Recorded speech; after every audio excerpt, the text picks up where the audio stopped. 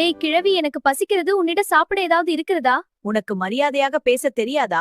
உன்னை போலவே ஒரு பொண், அவள் எவ்வளவு மரியாதையாக நடந்து கொண்டால் தெரியுமா? அவள் என் சகோதரிதான். உன்னிடம் அந்த பாக்ஸ் இருக்கிறதா இல்லையா? அது சரி, உன்னிடம் எப்படி இருக்கும்? நீயே பழைய துணி தைத்துக் கொண்டிருக்கிறாய். நான் சும்மா எதுவும் தருவதில்லை. இந்த ஊசியில நூலை கோர்த்து கொடு. இதையா?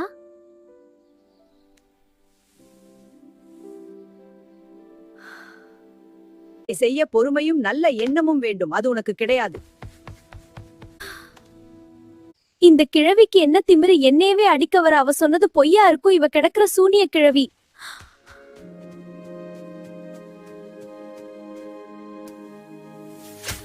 உனக்கு எவ்வளவு தைரியம் இருந்தா நீங்க கையிலேயே குத்தி இருப்ப. உனக்கு அறிவு இருக்கிறதா? நீ பறித்தது ஒரு குழந்தையா, அது ஒரு மொட்டு. மரியாதையாக பேசு. நீ ஒரு செடி.